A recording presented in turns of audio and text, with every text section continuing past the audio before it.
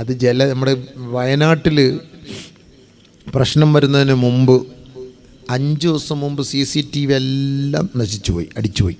എന്തൊരു കുതിരത്താ, അള്ളാഹുവിൻ്റെ വലിയ കറാമത്താണ് സംഭവിച്ചിരിക്കുന്നു. 5 ദിവസം മുമ്പ് അവിടുത്തെ എല്ലാ CCTVയും വർക്കിംഗ് ആവുന്നില്ല. ആരും അറിയുന്നില്ല, ശ്രദ്ധിക്കുന്നുമില്ല. മൃഗങ്ങളെല്ലാം ഇറങ്ങി പോവുകയും ചെയ്തു. മൃഗങ്ങൾക്ക് മനസ്സിലായി ഈ മൃഗങ്ങളെന്ന് പറയുമ്പോൾ നോക്കണേ, നമ്മളോട് കരുണയുള്ളതാണ് ഈ മൃഗങ്ങൾ. ഇല്ല, അതുകൊണ്ടല്ലേ ആ ഒരു കുഞ്ഞും തള്ളയും ആ കിളവി പോയിട്ട് ആനയുടെ മുന്നിൽ ചവിട്ടിക്കൊല്ലണം, അരിക്കൊമ്പൻ്റെ മുന്നിൽ പോയിട്ട്. അതുപോലത്തെ മറ്റൊരു കൊമ്പനാണല്ലോ, ഞങ്ങളെല്ലാം നശിച്ചു പോയി, ഞങ്ങളെ കൊല്ലല്ലേ, ഞങ്ങളെ സഹായിക്കണം എന്നൊക്കെ പറഞ്ഞ ആ മൃഗങ്ങൾ പോലും കരഞ്ഞില്ലേ? പട്ടി പൂച്ചയ്ക്ക് പാല് കൊടുത്തില്ലേ? എന്താ നമുക്കിത് ഒരുപാട് പാടുണ്ട് അബീവേ, ഒരുപാട് പാടുണ്ട്. പട്ടി പൂച്ചയ്ക്ക് പാല് കൊടുത്തു, പട്ടി കിടന്നു കൊടുത്തു, പൂച്ചക്കുഞ്ഞുങ്ങൾ വന്ന് കുടിക്കുന്നു. എന്നാൽ പട്ടി പൂച്ചയെ കടിച്ചുകൊണ്ട് പോകേണ്ടതാ. പട്ടിക്ക് അന്നം കൊടുത്തവർ അവരെ കാണാതെ വന്നപ്പോൾ ആ പട്ടി കുരച്ച് നടക്കാണ്. ഭക്ഷണം കൊടുത്ത് പോലീസുകാർ കൊണ്ടുവന്ന് ബിരിയാണി വെച്ച് കൊടുത്ത് വേണ്ട, എൻ്റെ ആളിനെ കാണണം, അതിന് വേണ്ടിയിട്ട് ഓടി.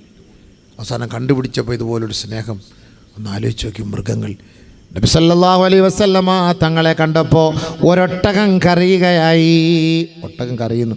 നബിയെ കണ്ടപ്പോൾ കണ്ണിങ്ങനെ. അപ്പോൾ നബിക്ക് മനസ്സിലായി നീ പട്ടിണിയാണെന്നുള്ളത്, നീ പട്ടിണി കിടക്കുകയാണെന്നുള്ളത് നബി തങ്ങൾക്ക് മനസ്സിലായി. നബി സല്ലല്ലാഹു അലൈഹി വസല്ലമ തങ്ങളോടനെ ചോദിച്ചു സഹാബാക്കളോട്, ആരാണ് ഈ ഒട്ടകത്തിൻ്റെ ഉടമസ്ഥൻ, ആരാണ്? ഒരു കാട്ടറബി എഴുന്നേറ്റ് വന്നു, ഞാനാണ് നബിയേ. അല്ലാഹുവിൻ്റെ റസൂൽ സല്ലല്ലാഹു അലൈഹി വസല്ലമ തങ്ങൾ പറഞ്ഞു, ഈ ഒട്ടകത്തിൻ്റെ വിഷയത്തിൽ ആഖിറത്തിൽ നീ ചോദ്യം ചെയ്യപ്പെടും കേട്ടോ. മഹ്ശറിൽ ചോദ്യമുണ്ട്. പശുവിൻ്റെ കാര്യത്തിൽ, കോഴിയുടെ കാര്യത്തിൽ, ആടിൻ്റെ കാര്യത്തിൽ, ആട്ടിൻകുട്ടിയുടെ കാര്യത്തിൽ, പൂച്ചയുടെ കാര്യത്തിൽ, നിങ്ങളൊക്കെ വീട്ടിൽ വളർത്തുന്ന മൃഗങ്ങളുടെ കാര്യത്തിൽ നാളെ മഹ്ശറയിൽ ചോദ്യമുണ്ടാകും. നിങ്ങളെന്താ വിചാരിച്ച ഇഷ്ടാനുസരിച്ച് അങ്ങോട്ട് വളർത്താമെന്നില്ലേ? അത് കിടന്ന് മേമേന്ന് കിടന്ന് കരഞ്ഞിട്ട് വെള്ളം കൊണ്ട് കൊടുക്കാനും ഇല പറിച്ചിട്ട് കൊടുക്കാനും കഷ്ടപ്പെടാതെ അതിനെ ഇടങ്ങറാക്കി അതിനെ പട്ടിണി കിട്ടാൽ എൻ്റെ പൊന്ന് താത്ത ഒരു സുഖവുമില്ല. ഈ മൃഗങ്ങൾ വന്നിട്ട് റബ്ബിൻ്റെ കോടതിയിലും മഹ്ശറിലും മറുപടി പരാതി പറയും. നിങ്ങൾക്കെതിരെ പരാതി പറയും. ഇത് കണ്ടില്ലേ, ഒട്ടകം കരഞ്ഞു. നബി സല്ലല്ലാഹു അലൈഹി വസല്ലം പറഞ്ഞു, ഇതിൻ്റെ വിഷയത്തിൽ നീ ആഖിറത്തിൽ പിടിക്കപ്പെടും. അതുകൊണ്ട് നമ്മളൊരു മൃഗങ്ങളെ വളർത്തുവാണെങ്കിൽ മാന്യമായിട്ട് വളർത്തണം. അതിനെ വിഷമിപ്പിക്കരുത്, അതിനെ പട്ടിണി കിടരുത്. മൃഗങ്ങളെ അറക്കുമ്പോഴും നമ്മൾ മാന്യമായിട്ട് അറക്കണം. അതിനായിട്ട് കഷ്ടപ്പെടുത്തി അറക്കാൻ പാടില്ല. ഇടുങ്ങിയ സ്ഥലത്ത് കൊണ്ടുപോയി എങ്ങനെയെങ്കിലുമൊക്കെ തെള്ളിയിട്ട് വെട്ടി കീറിയിട്ട് പിന്നെ തലയൊക്കെ അടിച്ച് പൊട്ടിച്ചു വിടൂല റബ്ബ്. ഇത് വരും, ഈ മൃഗം വരും നാളെ മഹ്ശറയിൽ. അതിൻ്റെയൊക്കെ ഹദീസുണ്ട്, സമയമില്ലല്ലോ. ഹദീസുകൾ ഇങ്ങനെ കിടക്കുക. അതിൻ്റെയൊക്കെ വരുന്നതൊക്കെ രംഗങ്ങൾ. മൃഗങ്ങൾ വരും. എന്നെ തലക്കടിച്ച് കൊന്നവൻ, അതുകൊണ്ട് അത്തുറസാക്ക് അള്ളാഹുവേ, അതുകൊണ്ട് അവൻ എന്നെ തലക്കടിച്ച് കൊന്നവനാ റബ്ബേ. എന്നിട്ട് എന്നെ വെട്ടി നുറുക്കി വിറ്റ് കാശുണ്ടാക്കി ബിസ്മി പറഞ്ഞറത്തില്ല അള്ളാഹ്, അതുകൊണ്ട് അവനാ പടച്ചവനെ. എല്ലാം വരും. കോഴിയെ അള്ളാഹു ഹലാലെന്നും പറഞ്ഞിട്ട് കഴുത്ത് ഞെരിച്ച് കൊന്നതാണ്ട് ഇറച്ചി വെച്ച് കച്ചവടം ചെയ്തവനാണ് അവൻ. അള്ളാഹ് വലിയ ബോർഡ് ഹലാലെന്ന് വെച്ചിട്ടുണ്ട്. എന്നിട്ട് അറുത്ത് കൊടുത്ത മൊത്തം ആറാമായിട്ടാണ് പിടിപടച്ചവനെ പൊക്കും. മഹ്ശർ എന്ന് പറഞ്ഞാൽ അതാണല്ലോ. ഇവിടെ നമുക്ക് അള്ളാഹുവെ പടച്ചവനെ റബ്ബെ നിസ്കരിക്കാൻ വന്നപ്പോൾ എൻ്റെ നിന്ന് പൈസ മേടിച്ചുകൊണ്ട് പോയവൻ, അതുകൊണ്ട് അവൻ്റെ ആ നിസ്കാരം കണ്ട് അവൻ്റെ താടിയും തൊപ്പിയും കണ്ടില്ല, പൈസ ആരാവുണ്ട് മനുഷ്യനെ പറ്റിച്ച് നടക്കുന്ന കളിപ്പിച്ച് നടക്കുന്നവനാണ് റബ്ബെ. അള്ളാഹ് അവിടെ വെച്ച് തന്നില്ല പടച്ചവനെ. പിടി വാ സുബൈറെ, വാടാ ഇങ്ങോട്ട്, മാറുന്നില്ലടാ. എല്ലാം പൊക്കുന്ന ആളെ മഹ്ശറിൽ. എന്താപ്പം മഹ്ശർ നിങ്ങൾ ധരിച്ചത്? മഹ്ശർ എന്ന് പറഞ്ഞാൽ എന്താണെന്ന് പറഞ്ഞ് ധരിച്ചത്? ആളുകൾ വിചാരിച്ചെന്തോ വലിയ രസമുണ്ട്, നമുക്ക് നല്ല സിനിമാറ്റിക്സ് ഡാൻസ് കേൾക്കാൻ പറ്റും മഹ്ശർ എന്ന് പറഞ്ഞാൽ. ഓടി വാന്ന് പറഞ്ഞിരിക്കുകയാണ്. എല്ലാം A to Z മുഴുവൻ അല്ലാഹു സുബ്ഹാനഹു വ തആല അവിടെ പൊട്ടിക്കും, കൊണ്ടുവരും. വനുഖ്രിജു ലഹു യൗമൽ ഖിയാമത്തി കിതാബാ യൽഖാഹു മൻശൂറാ. ഒരു വലിയ പുസ്തക രൂപത്തിൽ അല്ലാഹു നമ്മൾ ചെയ്ത മുഴുവൻ നന്മകളും തിന്മകളും ഒക്കെ കാണും അതിനകത്ത്. എല്ലാം ഇതേപോലെ വലിയൊരു ഏടായിട്ട് കൊണ്ടുവരും. ഇതിപ്പോൾ നിങ്ങൾക്കിപ്പോൾ ഇവിടെ 22ാം വാർഷികമെന്ന് പറഞ്ഞ് വലിയൊരു ബുക്കടിച്ചിട്ടുണ്ട്. അതിങ്ങനെ അങ്ങോട്ട് തുറന്നാൽ ആദ്യം 2-3 തലകൾ കാണാം. പിന്നെ ഇങ്ങോട്ട് തുറക്കുമ്പം ഓരോന്ന് അവിടുത്തെ കുറച്ച് വിലക്കുറവും ഗുണമേന്മയും കാണാം. പിന്നെ ഇവിടുത്തെ സംഭവങ്ങളെക്കുറിച്ച് പറയും. പിന്നെ പ്രസംഗിക്കാൻ വരുന്ന മനസ്സിനെ പറ്റിക്കാൻ വരുന്ന മുസ്ലിയാക്കന്മാരുടെ പേര് പറയും. പിന്നെ ഇതിനകത്ത് കുറച്ച് ദഫ് മുട്ടുന്നവരുടെ പേര്, അങ്ങനെ കുറേ, പിന്നെ കുറേ ടിപ്പർ, ലോറി, ഇതെല്ലാം ഓരോന്നോരോന്ന് ബുക്ക്. ഇതേപോലെ നമുക്ക് ബുക്കുണ്ട് നാളെ, കിതാബ, വലിയ കിതാബായിരിക്കും.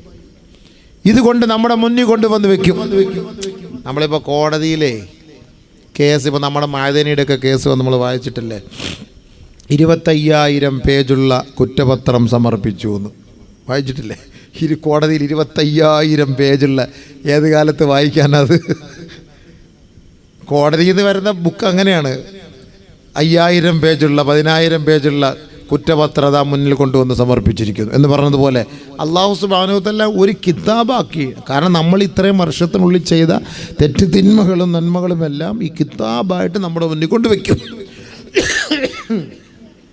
ഇവിടെ നമുക്ക് ഈ കഷ്ടപ്പെട്ട് ഈ ഒരു ബുക്ക് അവർ അടിച്ചു കൊണ്ടുവന്നപ്പം നമുക്കിത് വായിക്കാനൊന്നും സമയമില്ല, തിരക്കാണെന്ന്. പറയാളി എത്ര രൂപ വേണമെന്ന് ഞങ്ങൾ പറഞ്ഞാൽ മതി, വായിക്കാനും നോക്കാനൊന്നും സമയമില്ല, ആ പൈസ അങ്ങ് തന്നേക്കാന്ന് പറയും. മായസറെ മോനെ അളിയ, ആ പണി നടക്കൂല, വായിരടാന്ന് പറയും. എവിടെ പോകാൻ? അല്ല, മില്ല് തുറന്നില്ല അല്ല, കോഴിയെ തുറന്ന് വിട്ടില്ല അല്ല, പാടത്ത് പോത്തിനെ അയച്ചിട്ടുണ്ട്, അതിനൊന്ന് പിടിച്ച് കെട്ടട്ടെ അല്ല, പൊണ്ടാട്ടി സ്കൂളിൽ പോകാൻ റെഡിയായിരിക്കും, ഒന്ന് കൊണ്ടുവിടട്ടെ അല്ല.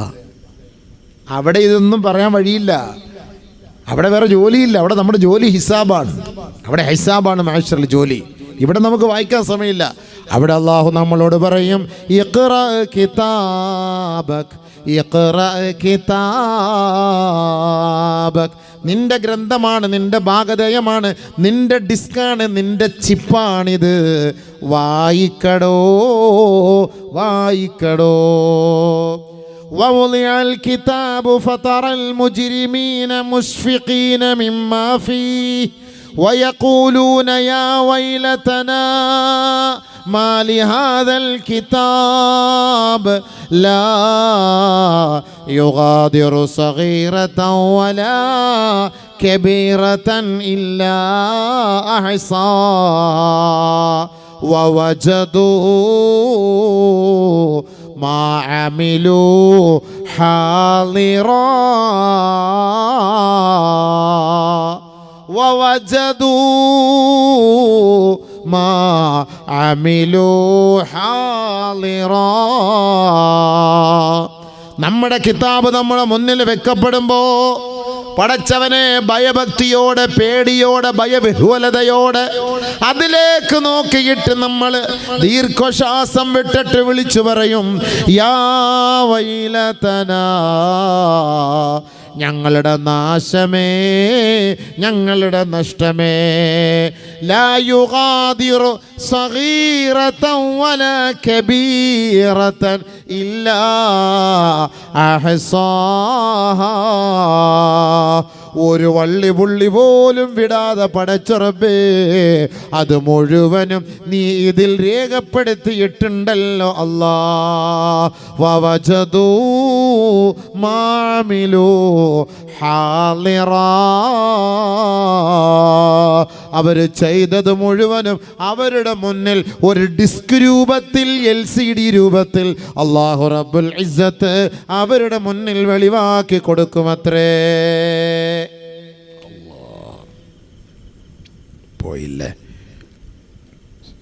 ക്യാമറയുടെ ചിപ്പെല്ലാം എടുത്തിട്ടിട്ട് കൊണ്ട് കാണിക്കുകയാണ്. പറയടാ, ഖിറ കിതാബ് വായിക്കുന്നിൻ്റെ അല്ലേ? അതെ അല്ലാഹ്, അതെ അല്ലാഹ്, അതെ അല്ലാഹ്. ഒന്നും മറുപടി പറയാനില്ല, ഒന്നും മറുപടി പറയാനില്ല. നിൻ്റെ തന്നെയല്ലേ അത്?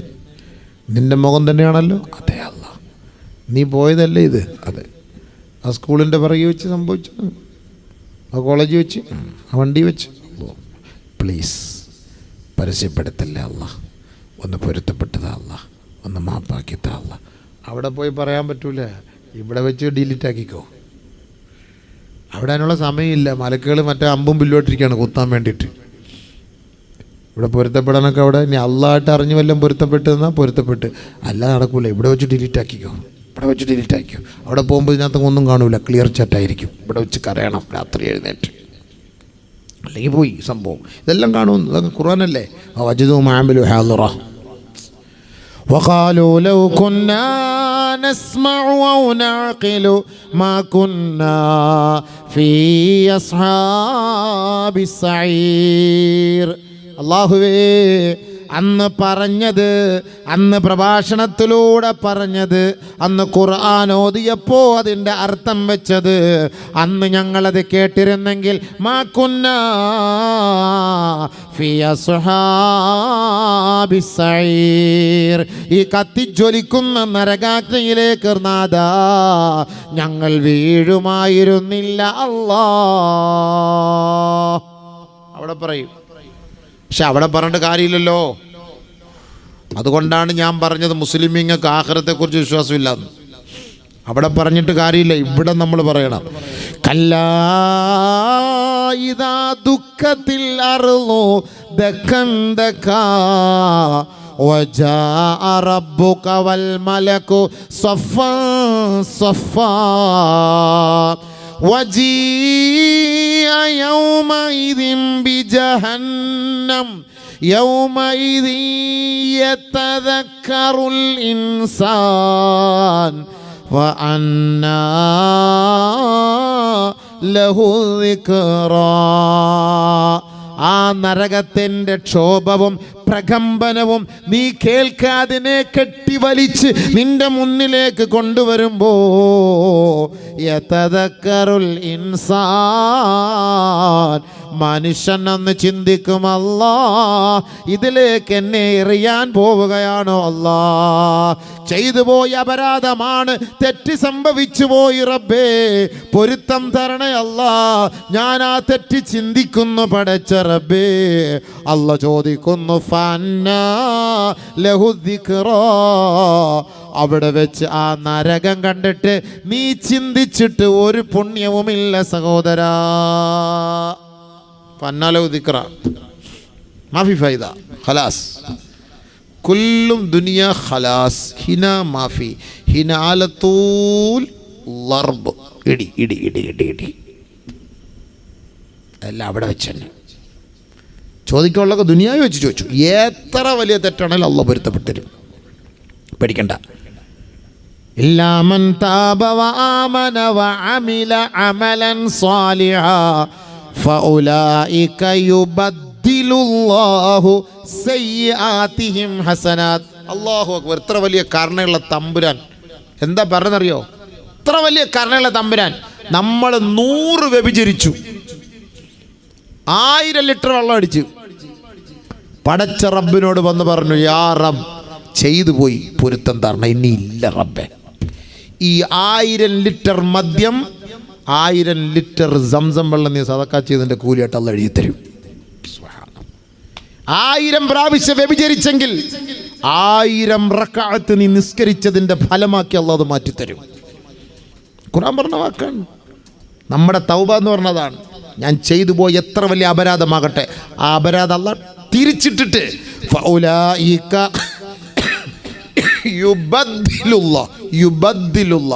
സയ്യിആതിഹിം ഹസനാത്ത്, അവൻ്റെ തിന്മയ്ക്ക് പകരമായി നന്മയാക്കി യുബദ്ദിലുള്ള തബ്ദീൽ ചെയ്യും, അള്ളാഹ് മാറ്റിത്തരുമെന്ന്. ഈ തെറ്റ് മൊത്തം അള്ളാഹ് നന്മയാക്കി തരും. ഇതിൽ കൂടുതൽ അള്ളാഹ് എന്ത് വേണം? ഇതിൽ കൂടുതൽ അള്ളാഹ്ക്ക് വല്ലതും ചെയ്യാൻ പറ്റുമോ? പക്ഷെ നമ്മൾ തൗബ ചെയ്ത് മടങ്ങണം, അള്ളാഹയോട് പൊരുത്തം ചോദിച്ച് മടങ്ങണം. അങ്ങനെ മടങ്ങിക്കഴിഞ്ഞാൽ പടച്ചവൻ നമുക്ക് രക്ഷ തരും. ഒരിക്കലും നമ്മൾ വിഷമിക്കരുത്. നമ്മളെ അള്ളാഹ്ക്ക് നമ്മളെ കൊണ്ടുപോയി നരകത്തിയിട്ട് കത്തിച്ച് ചാമ്പലാക്കി അള്ളാഹ്ക്ക് കണ്ട് രസിക്കലൊന്നും അള്ളാഹുടെ ശൈലിയിൽപ്പെട്ടതല്ല. അള്ളാഹ് കരുണയുള്ളവനാണ്, അള്ളാഹ് റഹ്മാനാണ്. ദഖല റജുലുൻ അൽ ജന്നത വലം യഅമൽ ഖൈറൻ ഖത്ത്. നബിയുനാ റസൂലുള്ളാഹി തങ്ങളെ സ്വഹാബത്തിന് പഠിപ്പിച്ചു കൊടുക്കുകയാണ്. ഒരാളെ അള്ളാഹു സ്വർഗത്തിൽ പ്രവേശിപ്പിച്ചു, ജീവിതത്തിൽ ഒരു നന്മയും അദ്ദേഹം ചെയ്തിട്ടേ ഇല്ല.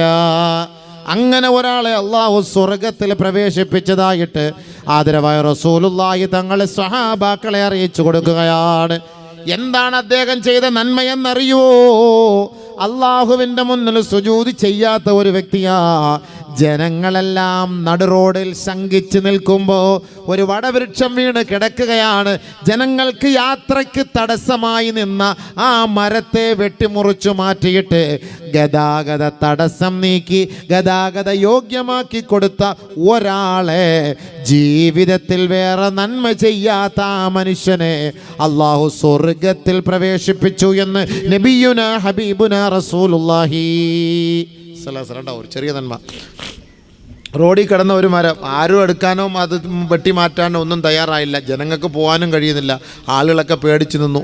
ഇയാൾ പോയിട്ട് അതെല്ലാം വെട്ടി മാറ്റി ആളുകൾക്ക് യാത്ര ചെയ്യാനുള്ള സൗകര്യം ഒരുക്കി കൊടുത്തു. അവസാനം എന്തായി? അദ്ദേഹത്തെ അല്ലാഹു സ്വർഗത്തിലും കയറ്റി. ഒന്നും ചെയ്തിട്ടില്ല, നിസ്കരിച്ചിട്ടില്ല, നോമ്പ് പിടിച്ചിട്ടില്ല, ഹജ്ജ് ചെയ്തിട്ടില്ല, സക്കാത്ത് കൊടുത്തിട്ടില്ല. അപ്പം നമ്മളൊരു ചെറിയ അമല് റോഡിൽ, നമ്മളിപ്പം ബൈക്കിനകത്ത് യാത്ര ചെയ്യാൻ ഒരു ഓല വീണ് കിടക്കുകയാണ്, നമ്മളെന്ത് ചെയ്യും? ഇങ്ങോട്ട് മാറ്റി അങ്ങോട്ട് മാറ്റി അങ്ങ് പോകും, അതവിടെ കിടക്കും. ഇങ്ങനെ മാറ്റി ഇങ്ങനെ പോകും, അതവിടെ കിടക്കും. ഒരു മരച്ചില്ല ഒടിഞ്ഞ് കിടക്കുകയാണ്, റോഡിൽ കിടക്കുകയാണ്, ഒരു വലിയൊരു വിറക് കഷ്ണമാണ്, നമ്മളിങ്ങനെ മാറ്റി ഇങ്ങനെ പോകും. വണ്ടി അവിടെ നിർത്ത്, എടുത്ത് മാറ്റിയിട്. ചിലപ്പോൾ ഇതായിരിക്കും നിന്നെ സ്വർഗത്തിലെത്തിക്കുന്നത്. നീ വിചാരിക്കും ഞാൻ അങ്ങനെ തൗബ കൊടുത്തി കൈയിട്ടുകൊണ്ട് അങ്ങനെ പള്ളിയുടെ ഒന്നാമത്തെ സഫി പോയിരുന്ന അങ്ങ് കിട്ടുമെന്ന്. കിട്ടും, ഉണ്ടമ്പര് കിട്ടും. അത് മൊത്തവും നിസ്കരിച്ചിട്ട് വന്ന് അനിയവാക്കയുടെ കടയിരുന്ന് ആ വടയും ചായയോടെ ഒപ്പം അത് മൊത്തം തീർക്കും അവിടെ. അതോടുകൂടി ഉള്ളവൻ്റെ ഫനായും ബിത്തിനായും ഗീബത്തും നമീമത്തും മൊത്തവും അനിയവാക്കയുടെ ചായക്കടയ്ക്കകത്ത് വെച്ച് ആ ബെഞ്ചിനെ നാളെ അള്ളാഹ് സ്കാൻ ചെയ്യും. എത്ര ചന്തികൾ അതിനകത്ത് ഇങ്ങനെ നിരങ്ങി ഇരുന്ന് രംഗമെന്നറിയാവോ? എന്താ അത് അതിൻ്റെ ഗ്ലേസിങ് എന്നറിയാവോ? ആ ബെഞ്ചിൻ്റെ ഗ്ലേസിങ്. സുബഹി മുതൽ ഇഷ വരെയുള്ള ഗ്ലേസിങ് അതിനകത്തുണ്ട്. ഇത് മൊത്തം നാളെ പോക്കും. ഈ സ്കാൻ മലക്കടത്ത് സ്കാൻ കൊണ്ടുവരാൻ പറയും. അല്ലാഹ് അനീവാടെ സുബൈറിൻ്റെ ലത്തീഫിൻ്റെ ഹദീജയുടെ സമൂഹിൻ്റെ മുഴുവൻ തിളങ്ങും സംഭവം അവിടെ ഇരുന്നിട്ട് പിത്തിനായും ബസാദ് പറയുന്നത്. പോയില്ലേ? അമല് മൊത്തം പോയില്ലേ? നമ്മൾ ഓരോരുത്തരിൽ നിന്ന് സാധനം മേടിക്കും, കടം മേടിക്കും. പച്ചക്കറി കടക്കാരൻ്റെ കടയിൽ നിന്ന്, മുട്ടക്കടക്കാരൻ്റെ കടയിൽ നിന്ന്, കോഴിക്കടക്കാരൻ്റെ, പലചരക്ക് കടക്കാരൻ്റെ കടയിൽ നിന്ന്, മീൻ കച്ചവടക്കാരൻ അടിച്ചിരിക്കും. ഒത്തിരി പൈസ കൊടുക്കാനുണ്ട്. കൊടുക്കുന്നില്ല എന്ന് കാണുമ്പോൾ അളിഞ്ഞ മീൻ കൊടുക്കാൻ തുടങ്ങും. പിന്നെ ഗതിയില്ലല്ലോ, എന്ത് ചെയ്യാൻ? പൈസ കൊടുക്കണ്ടേ?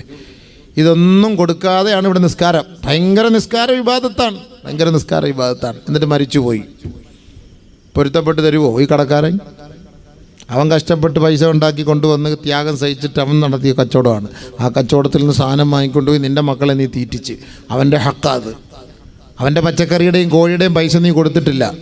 എന്നിട്ട് നീ ഇവിടെ ഭയങ്കര നിസ്കാര വിഭാഗത്തും നീ മരിച്ചുപോയി. അവൻ പൊരുത്തപ്പെട്ടില്ല എങ്കിൽ എൻ്റെ പൊന്നു സൂറാത്ത സ്വർഗത്തിൽ പോകാൻ പറ്റൂല.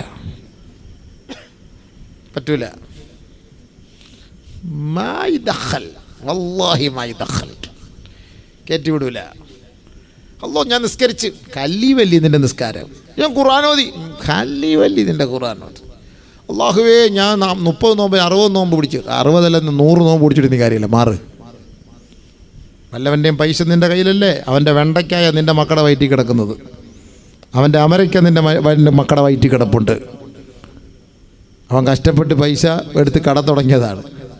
ചില ആൾക്കാരൊക്കെ പറയും സാധാ കടയിട്ട ഓടുമെന്ന്. നീ ചിലപ്പോൾ ഓടേണ്ടി വരും 2 മാസത്തിനുള്ളിൽ. ചിലപ്പോൾ കടയിട്ടപ്പോൾ ഓടും. കാരണം എല്ലാം ഓടും. കല്യാണം പറ്റെന്ന് പറഞ്ഞതിൻ്റെ അർത്ഥം എന്താ? പറ്റ് ഇല്ലേ? പറ്റുന്നല്ലേ എന്ന് പറയാ. അതിൻ്റെ അർത്ഥം എന്താ? പറ്റിച്ച്.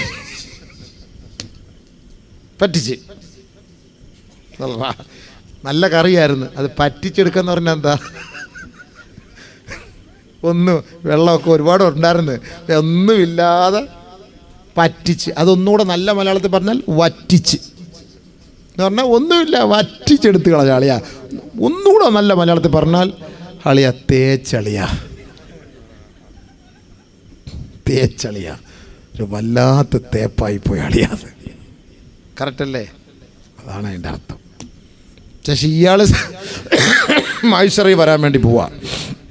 ഇയാൾ മൈസറിൽ എങ്ങനെ വരും? അതാണ് രസം. അല്ലാ, ചെറിയ കളിയല്ല മോനെ.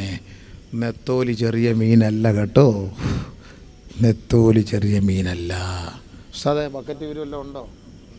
എന്ന് ഉറങ്ങുവാന്ന മായ്ശറിലെ കാര്യം പറയുമ്പോൾ ഇവിടെ മനുഷ്യന്മാർക്ക് ഉറക്കമില്ലാതെ രാത്രിയായി മായ്ശറിലെ അല്ല, അങ്ങേർക്കെന്ത് മായ്ശറ, അങ്ങേർക്കെന്ത് കബർ. ഇച്ചിരി കാപ്പി കൂടി ഉഷാർ കിട്ടും. ബക്കറ്റയുടെ ആക്ക പെട്ടെന്ന് ബിസ്മില്ലാ, ഒരു 3 സലാത്തില്ല എല്ലാവരും. ബിസ്മില്ലാഹിർ റഹ്മാൻ സല്ലല്ലാഹു അലാ മുഹമ്മദ് സല്ലല്ലാഹു അലൈഹി വസല്ലം സല്ലല്ലാഹു അലാ മുഹമ്മദ് സല്ലല്ലാഹു അലൈഹി വസല്ലം സല്ലല്ലാഹു അലാ മുഹമ്മദ് യാ റബ്ബി സല്ലി അലൈഹി വസല്ലിം. അല്ലാഹുവേ, ഈ സ്വലാത്തിൻ്റെ ബർക്കത്ത് കൊണ്ട് ഞങ്ങളുടെ പാവങ്ങൾ പൊരുത്തപ്പെട്ട് തരണേ അല്ലാ. അല്ലാഹുവേ, ഞങ്ങളുടെ ദറജ ഉയർത്തണേ അല്ലാ. ദുനിയാവിലും ആഖിറത്തിലും ഞങ്ങളെ ഐബാക്കല്ലേ പടച്ച റബ്ബേ. ഒരുപാട് തെറ്റുകൾ ചെയ്തവരാണ് റഹ്മാനെ, മാപ്പ് ചെയ്യണേ അല്ലാ, പൊരുത്തം തരണേ അല്ലാ. പടച്ച റബ്ബേ, ഞങ്ങൾ ചെയ്യുന്ന എല്ലാ നന്മകൾ കൊണ്ട് നിന്നോട് വസീല തേടുന്നു റഹ്മാനെ. ഈ സാധുക്കളായ ജനങ്ങൾ 22 വർഷമായി ഈ നാടിന് ചെയ്യുന്ന നന്മകൾ കൊണ്ട് നിന്നോട് വസീല തേടുന്നു. അല്ലാഹുവേ, മഅ്ശറയുടെ വൻസഭയിൽ ഞങ്ങളെ ആരെയും നീ നാണം കെടുത്തല്ലേ പടച്ച റബ്ബേ. ഞങ്ങളുടെ ഗ്രന്ഥങ്ങളിൽ നന്മകളെ കൊണ്ട് നിറയ്ക്കണേ അല്ലാ, തിന്മകളെ ഒഴിവാക്കി തരണമേ അല്ലാ. ബർക്കത്തി സല്ലല്ലാഹു അലാ മുഹമ്മദ്. നമുക്കൊക്കെ ദുആ ഇറക്കുമ്പോഴേ അതിൻ്റെ കൂലി കിട്ടും. ഇതൊക്കെ ഉള്ളു അബീവേ, ഞാനൊക്കെ ഈ രക്ഷപ്പെട്ടു പോകുമെന്നുള്ളൊരു പ്രതീക്ഷ. ഈ മജ്ലിസിലിരുന്ന് നിങ്ങൾ ആമീൻ പറയുന്നതിനല്ല, അമലുകളൊന്നുമില്ല, എല്ലാം വേസ്റ്റാണ്. പടച്ച റബ്ബേ, നീ സഹായിക്കണേ അല്ലാ. നമ്മുടെ സഹോദരങ്ങൾ ഹിദായത്തുൽ ഇസ്ലാം സാധു സഹായ സമിതി ഹിസ് എന്നാണ് എന്നത് എഴുതിയിരിക്കുന്നത്. ഭയങ്കര എഴുത്ത് തന്നെയാണ് സംഭവം. അപ്പോൾ ഈ ഹിസ് ഹൈനസ് അബ്ദുള്ള അതല്ലേ ഞാനിപ്പോൾ ഹിസ് എന്ന് പറഞ്ഞേ, കെ ആവാഞ്ഞത് ഹൈറായി, കെ ആയി പോയാൽ കിസ്സായി പോയാൽ. അപ്പം ഹിസ് അല്ലേ നമ്മുടെ ഹിസ് എന്ന് പറഞ്ഞപ്പോൾ ഷാജാ ഹുസൈൻ ഭയങ്കര ചിരി. എൻ്റെ റബ്ബേ, ഇത്ര നേരം ചിരിക്കാത്ത ആള് കിസ്സിൻ്റെ കാര്യം പറഞ്ഞപ്പോൾ എന്താ ചിരി. കൊള്ളാം. അപ്പോഴേ നമുക്ക് ഈ ഹിദായത്തുൽ ഇസ്ലാംകാർക്ക് എന്തെങ്കിലുമൊക്കെ ഒരു സഹായം. ഇവർ വർഷം തോറും ഈ രോഗികൾക്ക്, കിഡ്നി രോഗികൾക്കും ക്യാൻസർ രോഗികൾക്കും ഇല്ലയോ, എത്ര രൂപ വെച്ചാൽ കൊടുക്കുന്നത്?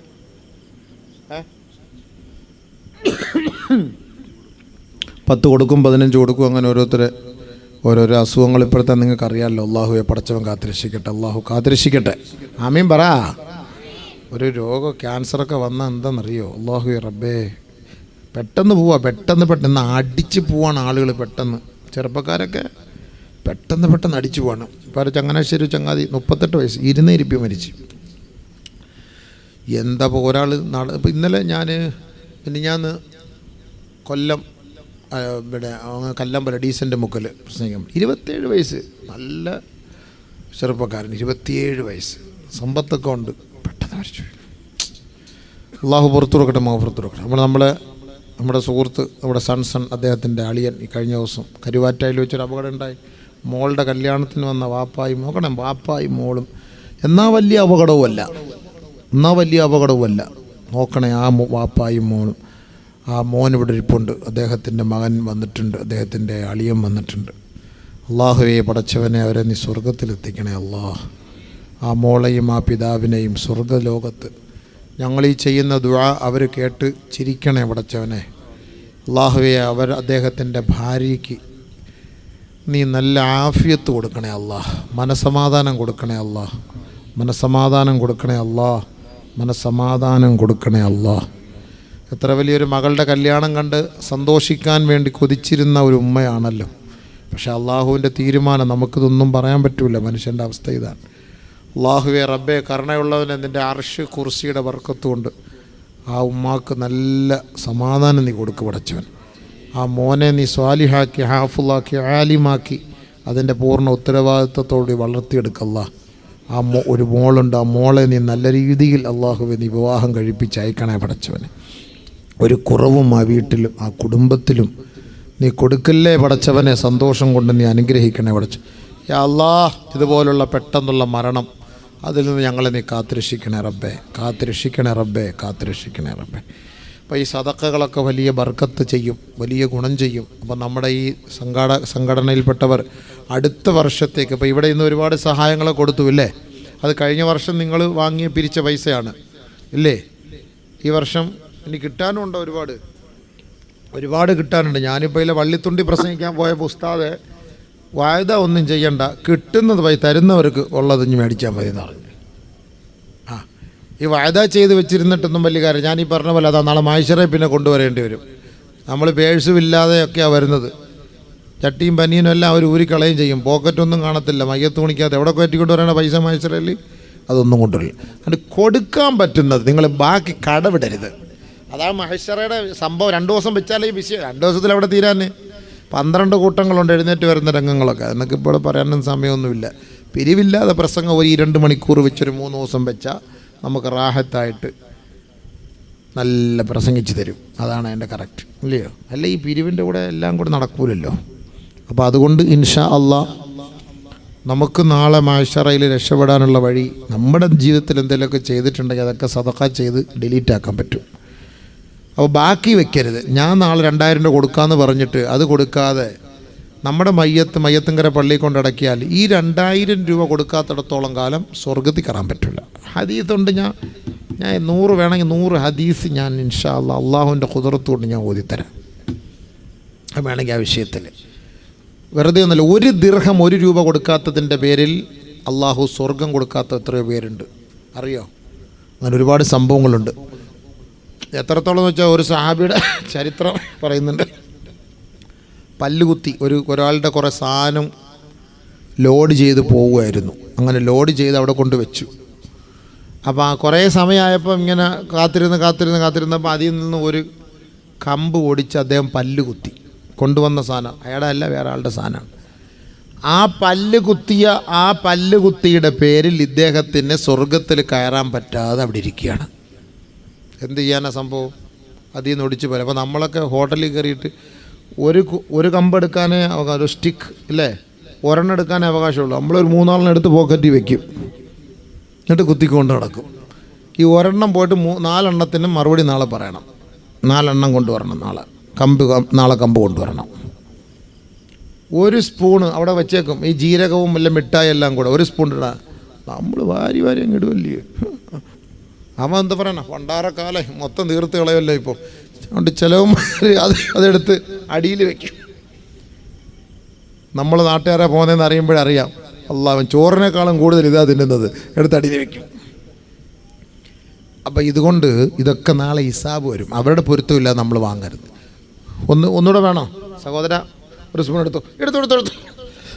അവൻ പറഞ്ഞാൽ നമുക്ക് സമാധാനമുണ്ട്. അപ്പോൾ അതുകൊണ്ട് എല്ലാത്തിനും നാളെ ഹിസാബുണ്ട്. അതുകൊണ്ട് വായ്ദ ചെയ്യുന്നവർ ഇൻഷാ അല്ലാഹ് പറ്റുന്നത് ചെയ്താൽ മതി, ഇല്ലേ? കൊടുക്കാൻ പറ്റുന്നത് ചെയ്താൽ മതി ഇൻഷാ അല്ലാഹ്. അടുത്ത വർഷം വരെ സമയമുണ്ട്. നേരത്തെ പറഞ്ഞ കളിയ അടുത്ത വർഷം എന്നെ ഓർമ്മിപ്പിക്കണം. ഞാൻ മരിച്ചു പോയാൽ നീ പൊരുത്തപ്പെട്ടേക്കണം, അല്ലെങ്കിൽ എൻ്റെ വീട്ടിൽ പോയി വാങ്ങിച്ചേക്കണം. അറിയത്തില്ല, കാരണം മനുഷ്യൻ്റെ അവസ്ഥ അങ്ങനെയാണ്. അതുകൊണ്ട് ഇൻഷാ അല്ലാഹ് വരുന്ന വർഷത്തേക്ക് വേണ്ടി ബഹുമാനപ്പെട്ട ഷിഹാബുദ്ദീൻ ഉസ്താദ്, നമ്മൾക്കിവിടെ അദ്ദേഹത്തിൻ്റെ മക്കളുടെ വീട്ടിൽ നിന്നാണ് ഭക്ഷണം. അള്ളാഹു തആല വീട്ടുകാർക്കും കുടുംബത്തിനും ബർക്കത്തും ഹൈറും നൽകി അള്ളാഹു അനുഗ്രഹിക്കുമാറാകട്ടെ. സ്വർഗീയ ഭക്ഷണം, നല്ല റാഹത്തായ ഭക്ഷണമായിരുന്നു. ചൂടെ കഴിക്കണമെന്നുണ്ടായിരുന്നു, പക്ഷേ സമയമില്ല. പിന്നെ മാത്രമല്ല, നമ്മൾ നബിതങ്ങളുടെ പട്ടിണിയൊക്കെ പറഞ്ഞിട്ട് അടിച്ച് കയറ്റിയിട്ട് വന്നിരുന്ന് നബിയുടെ പട്ടിണിയൊക്കെ പറയുന്നതിനോടൊന്നും യോജിപ്പില്ല. പിന്നെ എല്ലാ ഉസ്താദന്മാർക്കും ഭക്ഷണം ഉണ്ടായി, അതുകൊണ്ട് റാഹത്തായി. അള്ളാഹു അവർക്ക് ബർക്കത്ത് ചെയ്യട്ടെ. അപ്പോൾ അദ്ദേഹം എന്നെ വിളിച്ചു, ഇപ്പോൾ സംസാരിച്ചു. അദ്ദേഹത്തിൻ്റെ ഒരു മകൻ ഈ അടുത്ത സമയത്ത് മരണപ്പെട്ടു പോയി. അള്ളാഹുവേ നീ പുറത്തു കൊടുക്കണേ പടച്ചവന്. നമ്മളെപ്പോഴും ഓരോ മനുഷ്യൻ്റെ അന്ത്യം എങ്ങനെയാണെന്ന് നമുക്കറിയില്ല. ഇപ്പോൾ ഒരാൾ ആത്മഹത്യ ചെയ്യുന്നു, ഈ ആത്മഹത്യ എന്തിൻ്റെ പേരില്ല, അതെങ്ങനെയായിരിക്കും, അതിൻ്റെ മരണം അതെങ്ങനെയായിരിക്കും? ചെയ്ത ഉടനെ മരിച്ചോണമെന്നില്ലല്ലോ. പിന്നെ അത് മാറി ആശുപത്രി പോകുന്ന സമയത്ത് അല്ലെങ്കിൽ അങ്ങനെയൊക്കെ ആയിരിക്കും മരിക്കുക. ഇപ്പം ചില ആളുകളുണ്ട് പെട്ടെന്ന് ഈ രോഗം വരുമ്പം വേദന സഹിக்க വയ്യാതെ പോയി ആത്മഹത്യ ചെയ്യും. അപ്പോൾ ഞങ്ങളിങ്ങനെ ഒരു ഉസ്താദന്മാരോട് ഇങ്ങനെ സംസാരിച്ച് ആത്മഹത്യയൊക്കെ ചെയ്യുന്നത് നമ്മൾ തന്നെ പ്രേരിപ്പിക്കലല്ല, പക്ഷേ അവരുടെ ആ മരിക്കുന്ന സന്ദർഭം എങ്ങനെയാണെന്ന് നമുക്ക് ആർക്കും അറിയാൻ പറ്റില്ല. അപ്പോൾ അതുകൊണ്ട് അവർ ചെയ്തത്, ഞാൻ എൻ്റെ ഒരു കുടുംബത്തിലൊരു കുട്ടി മരണപ്പെട്ടു ഈ അടുത്ത സമയത്ത് കല്ലമ്പലത്ത്. തഹജ്ജുദ് മുടക്കാത്ത ചെറുപ്പക്കാരനാണ്, പയ്യൻ, ഒരു 10-22 വയസ്സേ ഉള്ളൂ. തഹജ്ജുദ് മുടക്കൂല, ഒരു ളുഹ മുടക്കൂല, ഒരു വഖത്ത് ജമാഅത്തല്ല, നല്ല വിദ്യാഭ്യാസമുള്ളവനാണ്. എന്താ അവൻ്റെ മുഖത്ത് ഐശ്വര്യം എന്നറിയോ? രാവിലെ നോക്കുമ്പോൾ വീട്ടിൽ തൂങ്ങി നിൽക്കുന്നു. എന്താന്ന് ആർക്കും ഒന്നുമില്ല, ഒരു മോശ സ്വഭാവമില്ല, ഒരു പെണ്ണുമായിട്ട് ബന്ധമില്ല, ഒന്നുമില്ല. തഹജ്ജുദിന് ഇവനാണ് എല്ലാവരെയും വിളിക്കുന്നത്. ഇവൻ തഹജ്ജുദിന് ആരും വിളിക്കാതെ കണ്ടപ്പോൾ ഉമ്മ സുബഹിയായിട്ട് ഇവൻ എഴുന്നേറ്റില്ലല്ലോ എന്ന് പറഞ്ഞ് പോയി റൂം തുറന്ന് നോക്കുമ്പോൾ തൂങ്ങി നിൽക്കുന്നു. എന്താ സംബന്ധം? പക്ഷെ അവൻ്റെ മയ്യത്ത് ഒരു ദിവസം കഴിഞ്ഞ് അടക്കിയത്. ആ സമയത്ത് മുഖത്ത് ഭയങ്കര ഒരു ഐശ്വര്യമായിരുന്നു. അതാണ് ഞാൻ പറഞ്ഞത്, എങ്ങനെയാണ് ലാസ്റ്റ് നമുക്കറിയില്ല. അതുകൊണ്ട് നമ്മളാരെയും ഒരു മരണം കണ്ട് നമ്മൾ വിലയിരുത്തണ്ട. എന്തായാലും അള്ളാഹു ആ മകൻ പുറത്തു കൊടുക്കട്ടെ. ആ വാപ്പ ആലിമാണ്, ആലിമായ വാപ്പ മക്കളെ ഇൽമിൻ്റെ വഴികളിലൊക്കെ വിട്ടു, ദഅവത്തിന് വിട്ടു, ജമാഅത്തിന് വിട്ടു, നമസ്കാരത്തിനും ഇബാദത്തിനും പള്ളിയിലും മദ്രസയിലും ഒക്കെ വിട്ടു. ഒരു വാപ്പയുടെ ഹക്ക് മക്കളോടുള്ളത് നിർവഹിച്ചു. പിന്നെ ബാക്കിയുള്ള കാര്യം, നൂഹ് നബി അലൈഹി സ്വലാത്തു വസ്സലാമിൻ്റെ മോൻ, നമുക്കിതിപ്പോൾ പറയാൻ പറ്റുമോ? അത് നമുക്കറിയില്ല. അതെന്തായാലും അദ്ദേഹത്തിൻ്റെ ആ ഒരു ഇബാദത്തിൻ്റെയും സദഖയുടെയും ബർക്കത്തുണ്ട്. ആ മകൻ അള്ളാഹു സ്വർഗം കൊടുക്കട്ടെ.